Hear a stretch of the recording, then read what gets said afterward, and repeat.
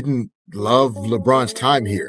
And it's been confusing to me, the reaction to him deciding not to return to LA. A lot of people have celebrated it and almost had a parade as though this is the greatest thing ever. Kobe Bryant's former teammate, Derek Fisher, has made a stunning revelation that's sure to send shockwaves through the NBA. He shared what many Lakers fans allegedly believed about LeBron James's years in Los Angeles, claiming there was quiet excitement surrounding his exit. This story goes far beyond a simple trade. It centers on a deeper conflict over legacy and what the Lakers franchise represents. Get ready, because a new perspective on LeBron's highly debated run in the purple and gold is now coming to light. Were Lakers fans actually happy to see him leave? I do. But people tried to make it seem like it was one thing or it was the other thing. I'm like, no, people feel this way. And I was called a hater for years. When I was saying that the fan base doesn't want LeBron, people were like, nah, man, you're a hater. You're a hater. Even Gilbert Arenas and all of them, he come out there with his Laker jersey, like as if he a real Laker fan. Yeah, man. Nah, man, you hating, man. I'm like, no, this is what the fan base thinks. That's right. And Derek Fisher isn't the only one expressing that view. Our host, Charles the Dancer, has been making the same argument for years, often drawing criticism and being labeled a LeBron hater, simply for voicing opinions that many consider controversial.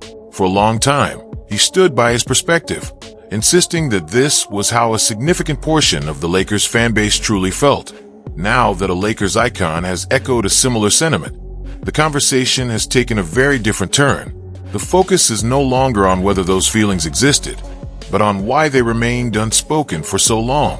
What was behind the growing frustration that so many fans seem to carry? I've been saying for a long time that I refuse to support the the Los Angeles Lakers. This bird is really distracting me. I didn't say it. But when I was doing it, they were like, oh man, you're a LeBron James hater, man. You're only doing this because you hate LeBron. You hate LeBron. And I'm like, no.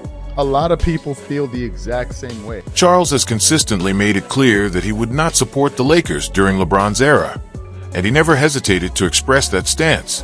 Despite being accused of attacking the king, he believed he understood the mindset of the Lakers fan base long before those opinions began surfacing in public conversations. According to him, this wasn't an isolated viewpoint. Instead, it reflected the feelings of many loyal and passionate Lakers supporters. But what sparked such intense frustration among the fan base? The explanation, he argues, can be found in the steady decline of one of the NBA's most historic and respected franchises. Now, when it became clear last year that the Lakers were not going to extend LeBron, right? The fans started to get pretty excited because they're like, finally, we can get our team back. And then when this offseason came, the Lakers didn't offer LeBron an extension. The signs had already started to appear the previous year when the Lakers chose not to offer LeBron an extension. For many supporters, it wasn't a surprising development. Instead, it felt like a sense of relief. As Charles describes it, fans saw it as an opportunity to finally reclaim their team and restore what they believed the Lakers had lost. It wasn't rooted in personal resentment toward LeBron. Rather, it was about bringing back the franchise's identity and traditions. So why did so many fans believe the Lakers had drifted away from who they were? According to this perspective, the answer can be found by looking back at the turbulent 8-year stretch that reshaped the organization. The fan base started to rejoice. But the question is, why were they rejoicing? Well, I can tell you that. Number one, it's been 8 years of a total circus. A complete clown show from the on. When it became clear that the Lakers were not moving forward with a contract extension, many fans responded with overwhelming excitement. The reaction wasn't subtle. It was a wave of celebration. For those supporters, it wasn't about being petty or spiteful. Instead, they viewed it as the end of what they considered 8 years of constant drama and dysfunction that had surrounded the franchise from the beginning.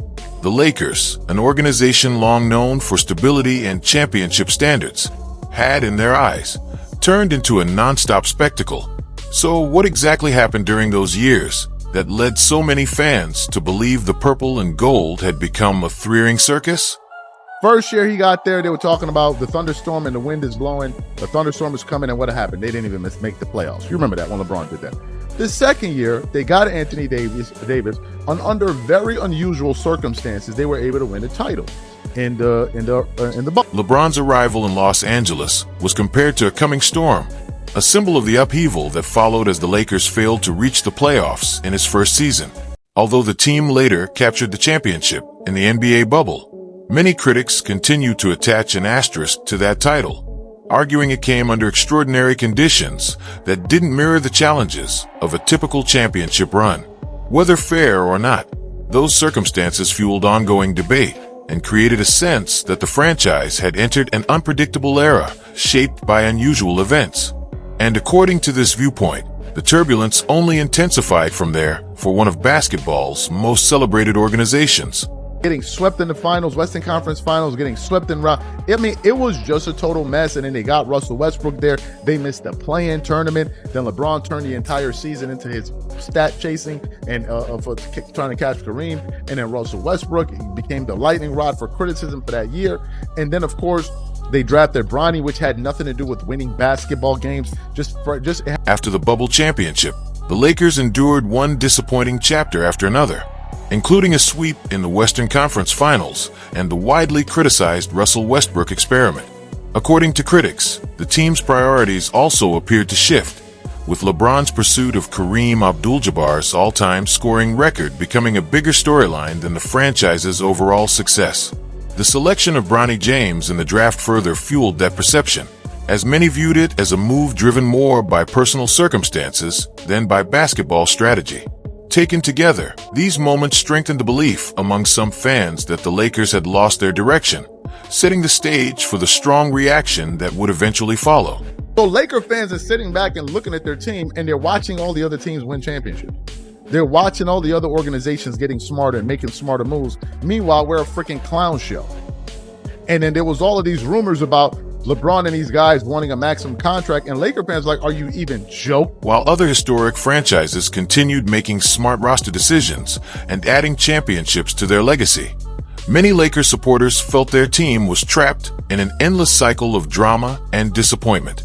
For some, the biggest point of frustration came when reports suggested LeBron was seeking a maximum contract despite being 41 or 42 years old, a possibility that left many fans shocked and upset.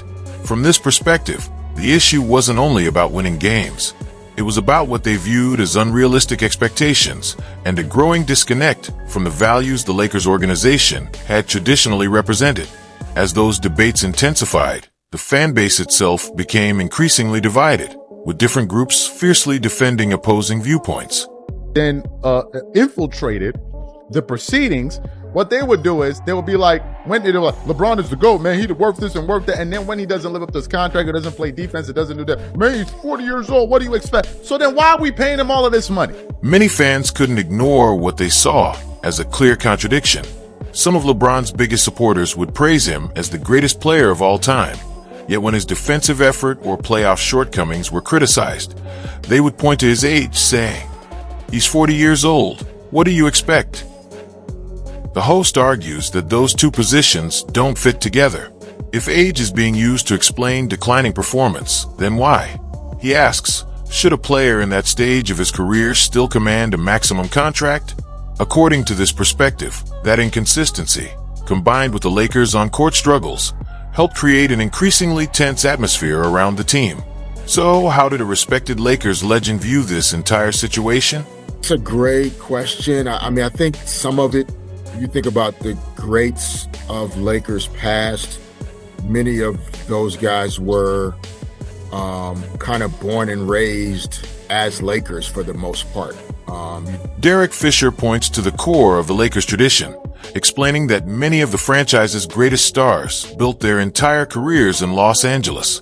Icons such as James Worthy entered the league, wearing the purple and gold, developed alongside the organization, and eventually became inseparable from the team's identity.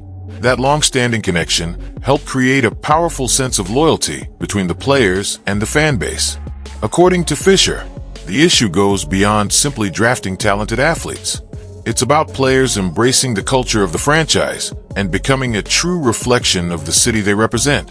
So how did past Lakers legends establish such a lasting and meaningful bond with both the organization and its fans? #1 draft pick. You think about Magic Johnson, even though Kareem, formerly Lou Alcindor, was traded to LA, like he spent a considerable amount of time here, in Los Angeles and really felt like a piece of the fabric of LA. Fisher goes on to explain that even players who weren't originally drafted by the Lakers, such as Kareem Abdul-Jabbar, spent so many years in Los Angeles that they eventually became an essential part of the city's identity. They didn't simply wear the Lakers uniform. They became deeply connected to the culture of Los Angeles, with their careers becoming inseparable from the franchise's rich history. According to Fisher, that kind of natural bond is an important reason many fans feel such a strong attachment to certain Lakers legends. So when LeBron arrived in Los Angeles, what made his situation different from those who came before him? Obviously, Kobe being here for 20 seasons. And so I think other stars felt more like they became who they were as Lakers. And I think a lot of Lakers fans had a difficult time receiving the fact that LeBron was already LeBron before he got here. Great, so you heard what he had to say. Now, this video was published, yes. The difference, Fisher argues, is impossible to overlook. Kobe Bryant spent 20 years building his entire legacy with the Lakers, becoming the embodiment of the Mamba mentality while wearing the purple and gold. According to Fisher, that's the key distinction. Many of the franchise's greatest stars became basketball icons because of their time with the Lakers, whereas LeBron had already established himself as one of the sport's biggest global superstars before ever arriving in Los Angeles. From this perspective, he joined the organization with an already complete legacy rather than growing into one as a Laker. For many fans, that difference made it difficult to view him through the same lens as the franchise's homegrown legends. Derek Fisher, like a lot of these former players, when they put a microphone in front of them, they have to be politically correct. Derek Fisher knows why most fans don't want him in LA. He played with the reason why. Kobe Bryant. Charles holds nothing back in expressing his opinion. He argues that Derek Fisher, like many former NBA players, has to choose his words carefully to protect his professional relationships and public image. Even so, Charles believes Fisher understands exactly why so many Lakers fans never fully embraced LeBron's time in Los Angeles after spending years alongside Kobe Bryant. According to Charles, the answer is straightforward. It all comes back to Kobe Bryant. In his view, the debate goes beyond fan preference and centers on the constant comparisons between LeBron and the player many consider the defining Laker of his generation. So did those feelings begin the moment LeBron arrived in Los Angeles? Or did they develop over time? He knows that. He's not going to come out and say it, but he knows that. When LeBron came to LA, Laker fans hated him. They did not want him there. You had Jeannie Buss trying to convince the fans. It got so bad at one point that Kobe Bryant needed to start coming to games. And they needed to show Kobe and LeBron embracing just for the fan base to try to accept. Charles argues that many Lakers fans never truly accepted LeBron, believing Kobe Bryant's legacy remained the biggest reason.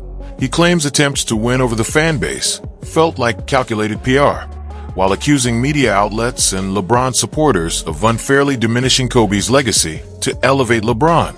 In his view, that only deepened the divide between LeBron and loyal Lakers fans. Charles also believes the franchise's new leadership ultimately chose to move on from LeBron because they wanted to restore the Lakers' identity and shift the focus back to winning basketball.